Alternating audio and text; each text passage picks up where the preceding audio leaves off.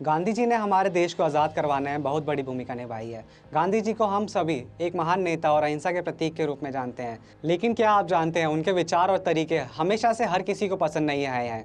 जी हाँ, आज हम बात करेंगे गांधी जी के उन विवादित पक्षों पर जिनके बारे में आज भी चर्चा बनी रहती है। लेकिन इस आंदोलन की शुरुआत या जरूरत गांधी जी को क्यों महसूस हुई? गांधी जी साउथ अफ्रीका में फर्स्ट क्लास के टिकट के साथ ट्रेन में यात्रा कर रहे थे।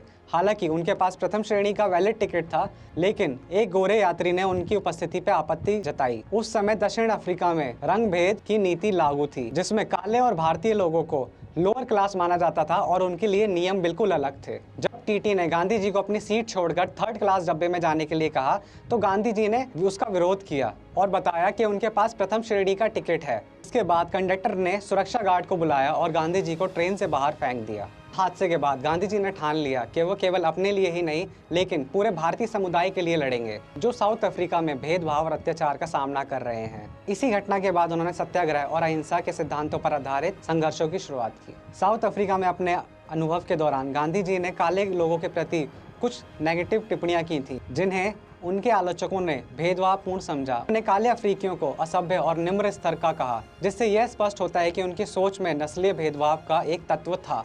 बाद में उन्होंने अपने विचारों में बदलाव किया और जाति की अपनी इस लड़ाई में सुधार के कदम में एक कदम आगे बढ़ाया। अब बात करते हैं गांधी जी के उन एक्सपेरिमेंट्स के बारे में जिनके चलते लोगों ने उनकी बहुत आलोचना करी। मोहनदास करमचंद गांधी के सेक्स पर बहुत मजबूत विचार थे। वे अक्सर अपने फॉलोअर्स को इस विषय पर विस्तृत निर्देश देते थे। सेक्स पर उनके विचार बहुत लोकप्रिय थे, जिसे भारत में पहले प्रधानमंत्री जवाहरलाल नेहरू ने असामान्य बताया था। गांधी जी ने अपने पिता की मृत्यु को भी दोहरी शर्म के रूप में लिखा है, जहां एक तरफ वे अपने पिता की सेवा करते थे, पैर दबाते थे और मालिश करते थे, और उनके दिमाग में बेडरूम का ख्याल आता था। हालांकि जब उनकी बीवी प्रेग्नेंट थी, उन्होंने अपनी आत्मकथा में लिखा है, मैं हमेशा अपनी अनपढ़ पत्नी को पढ़ाना चाहता था, लेकिन अपने काम मुक्त प्रेम के कारण मैं समय नहीं दे पाता था।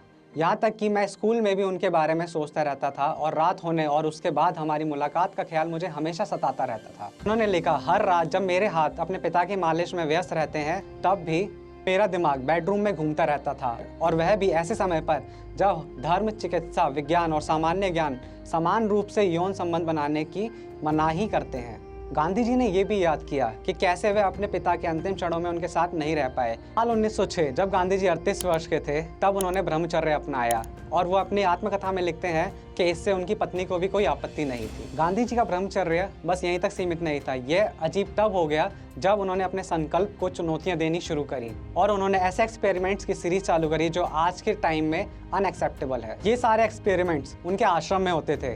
जी हाँ, जब आश्रम का नाम आता है तो इंडिया के अंदर बहुत सारी चीज़ें आपके दिमाग में घूमने लग जाती हैं, क्योंकि हर आश्रम के अंदर कुछ ऐसी चीज़ें छुपी होती हैं जो रहस्यमयी होती हैं और जिनके बारे में सब कुछ नहीं पता होता। इस एक्सपेरिमेंट के दौरान लड़के और लड़कियों को एक साथ नहाना था और एक साथ सोना था, लेकिन अपनी पवित्रता बनाए रखनी थी।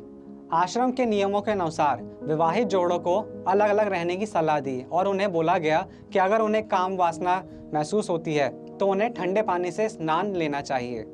लेकिन गांधी जी के लिए ये नियम बहुत अलग थे। उन्होंने अपने संकल्प को चुनौती देने के लिए महिलाओं से अपने आप को घेरना चालू कर दिया। 1920 के दशक में गांधी जी ने सुबह और शाम की सैर के दौरान युवतियों के कंधों पर हाथ रखना शुरू कर दिया, जिन्हें वे मजाक में अपनी छड़ी भी कहते थे। उनकी नातिन आभा और मनु उनकी नियमित चलने की छड़ी थी। इसके बाद आश्रम में युवतियों द्वारा उनकी दैनिक मालिश शुरू हुई।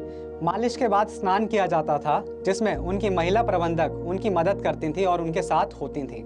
समय के साथ साथ गांधी जी के ये प्रयोग आगे बढ़े और अब वह युवा लड़कियों के साथ बिना कपड़ों के सोते थे। शुरू में ये केवल सोने की व्यवस्था थी, लेकिन जल्द ही यह उनके प्रयोग का हिस्सा बन गई।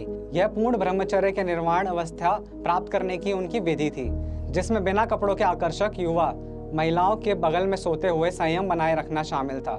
सुशीला के अलावा उनकी नातिन आभा और मनु उनके आश्रम की अन्य महिलाओं के साथ नियमित रूप से उनके सोने की प्रक्रिया की साथी बनी। गांधी जी ने महिलाओं के साथ अपने असामान्य एक्सपेरिमेंट्स को कभी नहीं छुपाया। हालांकि उन्होंने अपने करीबी सहयोगियों को कई बार पत्रों के माध्यम से इन बातों के बारे में बताया। अपने आश्रम के प्रबंधक मुन्ना लाल को गांधी जी ने पत्र में लिखा, आभा मेरे साथ मुश्किल से 3 रातें सोई है, कंचन सिर्फ एक रात सोई है और वीना का मेरे साथ सोना एक दुर्घटना ही कही जा सकती है। इसके बाद हम बात करते हैं गांधी जी के अहिंसक आंदोलन के बारे में, जिसको लेकर भी बहुत सारे लोग उनके साथ सहमत नहीं थे। गांधी जी का सबसे बड़ा योगदान था उनका अहिंसक आंदोलन, लेकिन भारत के विभाजन के समय कुछ लोग मानते थे कि उनकी अहिंसा की नीति असफल साबित हुई। लाखों लोग मारे गए और हिंसा इतनी बढ़ गई कि इसे रोकना मुश्किल हो गया। तो अब हम बात करते हैं एक ऐसे वर्ग की जो मानता है सिर्फ गांधी जी के अहिंसा आंदोलन की वजह से हमें आज़ादी नहीं मिली। हमें आज़ादी सुभाष चंद्र बोस और भगत सिंह के दम पर भी मिली है। तो आइए बात करते हैं ऐसे पक्ष के बारे में जो मानते हैं गांधी जी की अहिंसक नीति के चलते हमें आज़ादी मिलना बहुत मुश्किल था। तो अब हम बात करते हैं भगत सिंह और गांधी जी के बीच के टकराव की। भगत सिंह एक क्रांतिकारी थे जो हथियारों के सहारे अंग्रेजों से लड़ाई करना चाहते थे। वहीं गांधी जी अहिंसा या बिना किसी हिंसा के आज़ादी पाने में विश्वास रखते थे। 1931 में जब भगत सिंह और उनके साथियों को फांसी दी गई तो लोग मानते थे कि गांधी जी अगर चाहते तो इसे रोक सकते थे, लेकिन गांधी जी ने कहा कि उनके पास ऐसा करने की ताकत नहीं थी। इस पर लोगों की अलग अलग राय थी। कुछ लोग मानते थे गांधी जी भगत सिंह की मदद नहीं करना चाहते थे, जबकि कुछ लोगों ने गांधी जी का ये निर्णय सही बताया।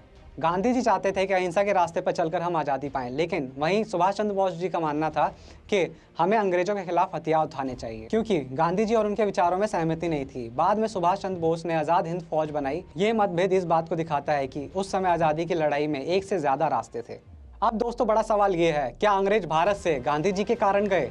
इस सवाल का जवाब देना बहुत कठिन है, क्योंकि अंग्रेजों का भारत छोड़ के जाने के पीछे बहुत कारण थे। गांधी जी के अहिंसा आंदोलन ने और जनता के बीच उनकी लोकप्रियता ने अंग्रेजों के ऊपर निश्चित रूप से दबाव बनाया था, लेकिन ये एकमात्र कारण नहीं है उनके भारत छोड़ने के पीछे।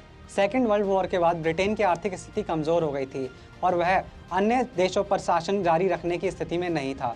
साथ ही सुभाष चंद्र बोस, आज़ाद हिंद फौज और भारत सैनिकों के विद्रोह जैसे अन्य कारण भी थे जिन्होंने अंग्रेज को भारत छोड़ने पर मजबूर किया। एक ब्रिटिश अधिकारी लॉर्ड पैथिक लॉरेंस, जो कि भारत के ब्रिटिश सेक्रेटरी ऑफ स्टेट थे, उन्होंने बताया, हम गांधी जी के आंदोलन के कारण भारत नहीं छोड़ रहे हैं, हमें ऐसा करने के लिए मजबूर किया गया है क्योंकि हमारे पास अब इसे बनाए रखने के लिए संसाधन और समर्थन नहीं है।